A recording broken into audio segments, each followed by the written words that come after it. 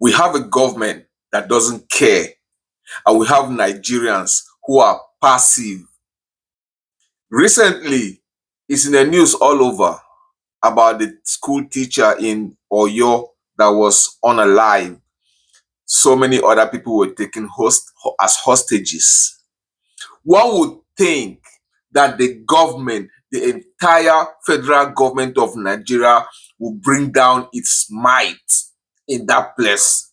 One would think that they will send in armed forces, they will send in every level of law enforcement in the area. One would think that the government of Nigeria cares enough to send the help to go help these other captives. We have been preaching this for years about these people encroaching into our country. It never reached Lagos. He said, "Oh, it doesn't affect us." No, before it started, it never reached Middle Belt. It never go affect us. It never reach Kwara. It never affect us. It never reach Lokoja. It never reach it. It don't reach where we are there now. You understand? Every year, every day, you have all these Hausa trailers coming in from the north. Inside that trailer, there are weapons, there are motorcycles, there are a bunch of Hausa people that don't even need to be in southern Nigeria. When they come, they will look for a Sabon Gari or a Hausa community in that state, and they will stay there. Within a few days, they will now find their ways into the forest. This thing is planned. This is an invasion. Sensible Nigerians have been telling you these things for years, but you kept quiet. You, the citizens, kept quiet that it never reach us, it never concern. It don't concern you now. I'm not gonna talk now. The poor innocent teacher was taken. Life of these are barbaric people. They don't care about you. They don't care about any other Nigerian. All of these are indications for you to know that our president is ineffective. I don't even want to talk about Jonathan. Jonathan is more ineffective, more incompetent than TINUBU. At least TINUBU, when he wants to work, he has some boldness. He has the boldness to make Nigerians suffer. Jonathan is indecisive. He will just stay there. Whatever they want to do, they can do it. Whatever, I am the president of nonsense. Nonsense. Jonathan is weak. He could not challenge Buhari. Imagine if it was Buhari that, or any other northerner that won that election, or whatever happened. They wouldn't give that seat to Jonathan. But Jonathan was saying, I want to be a peaceful man. I want to be respected. Yo. They don't collect power from you now. Look at them. For the past 12 years, APC have destroyed the country. Okay? They've destroyed the country. And the thing is that Nigerians, we are so passive. We are so comfortable. Tomorrow, you guys will go to church and pray to God to come down from heaven. You know they work now. Prayer does not work. Prayer only makes you feel good about yourself. Prayer makes you feel good that, oh, so at least you've spoken your mind and somebody is there to listen, but nothing ever changes. Prayer does not do anything other than make you feel good.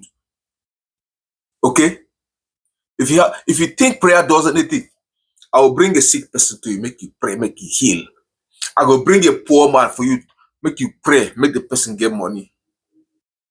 I will bring a hungry person to you, pray, make food, make food full in belly. But you guys sit down in Nigeria, you think you have like a complete monopoly of God, access to God, every corner, church, everybody, Christian. Nonsense. Nonsense. You should be able to have religion here and have common sense here.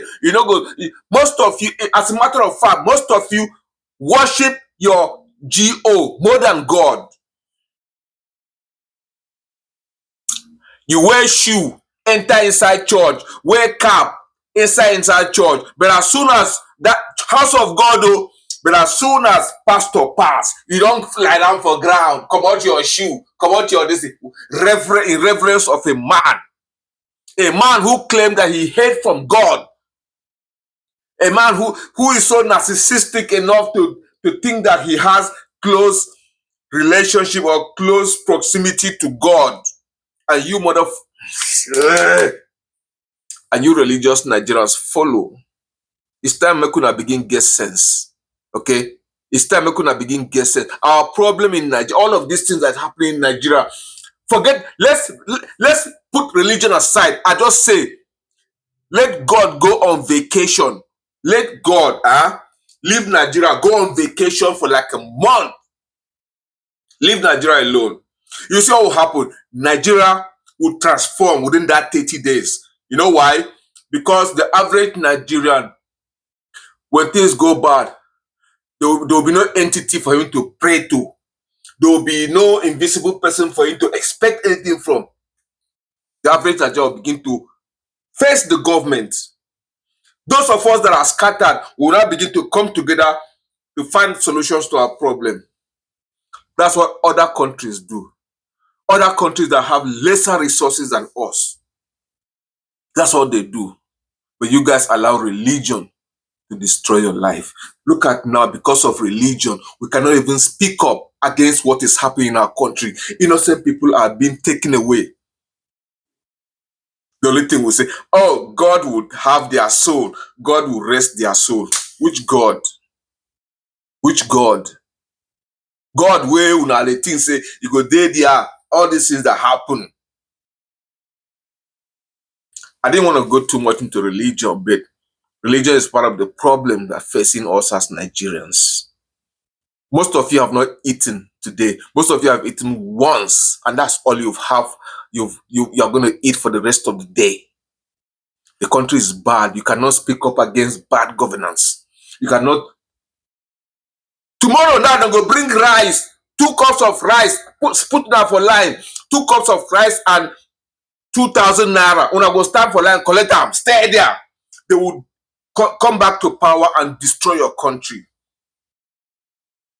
Very soon, all those Hausa boys, where they drive Okada for Lagos, most of them are all of these people that escaped, that were sent by Boko Haram to come and infiltrate the place. They have taken over places. They are your gate man. They do iron condemn. They do everything. They have taken over all Lagos. One day like this, they will receive the message and they will take over. Yoruba people and Igbo people, everybody in Lagos, where they fear. All of them go run, surrender, and they will take over the country, capture the country. Nothing will happen. I repeat, nothing will happen. Okay? Nothing will happen because we've been saying this thing for years. You guys keep quiet. We've been talking. We say, oh, you will say, oh, but we not get power, we not get strength, we not get support. No. This internet that we have right now, it's a free agency. You can talk. Eventually, the government will listen to you. Why government they go arrest people where they post video for online if you know they work?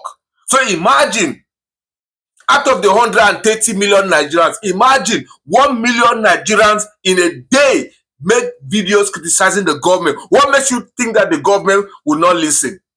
The government can never arrest 1 million Nigerians in a day now. Why would they do like this? Why?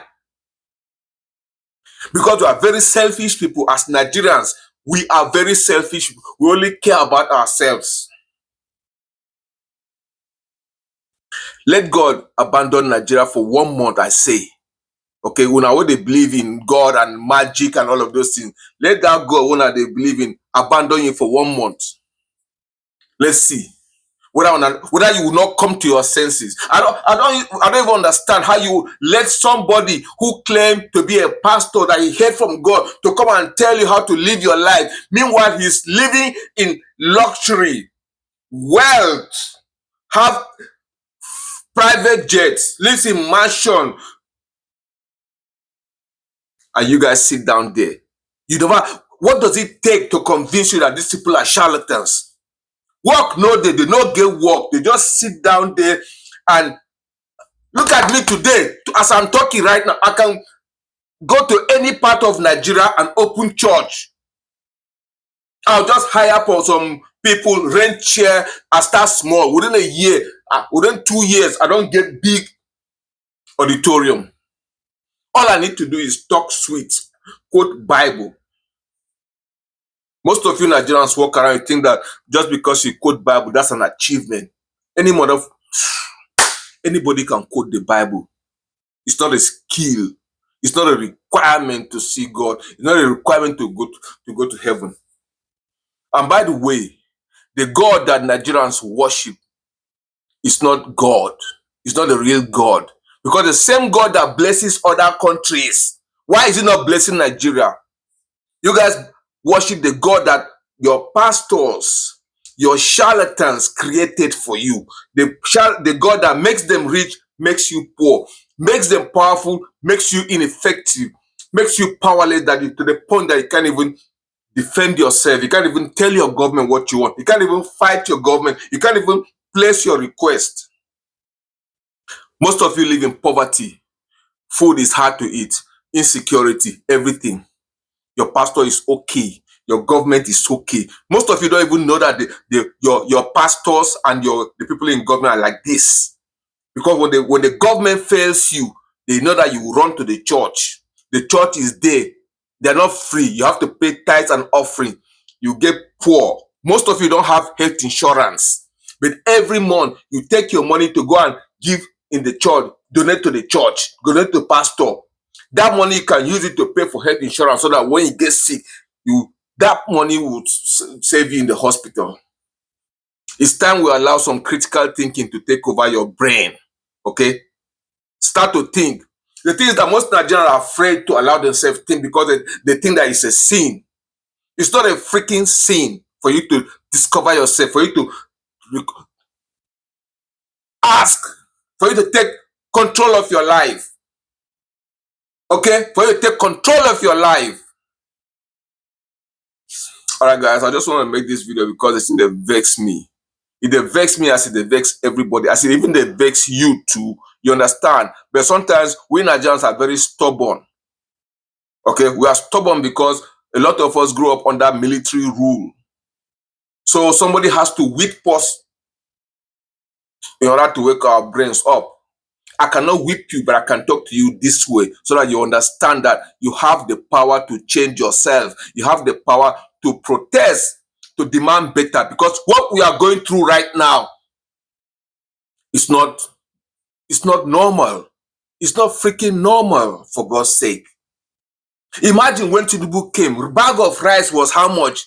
8,000 or 4,000 or 5,000. Now how much is it? He said, he came and said, subsidy is gone. Subsidy is gone. Dun, dun, dun, dun. We are going to use the money for subsidy for something else. And you Nigerians sit down there and watch this guy destroy the country. You don't say anything. And those of you who engage in tribalism, the thing is that you are empty-headed, you are stupid, you are delusional. That's why you think that you have to be tribalistic. Okay? Because it's our man, he comes from our place. We are not going to protest, we are not going to demand. He is our man, he's our Emiloko, it is our turn. See your turn now. What do you do for your turn? Most of you people that say it's our man, it's our turn. Now that suffer pass. Meanwhile, the man has given all his Oluwole, Olukole, whatever, giving them positions, giving them power, giving them, elevated them. And you, the poor masses, sit down there. Tomorrow, if the man comes to Lagos, you guys will lie down on the floor, saluting him. He has put you in poverty. What are you going to learn, Nigerians? What are you going to learn? I know, look, I've offended some Christians and some of those. That's okay. You can hate me. I don't care. It doesn't take anything from me. You understand? Because I can tell you comfortably that at some point, I was believing in things that don't make sense.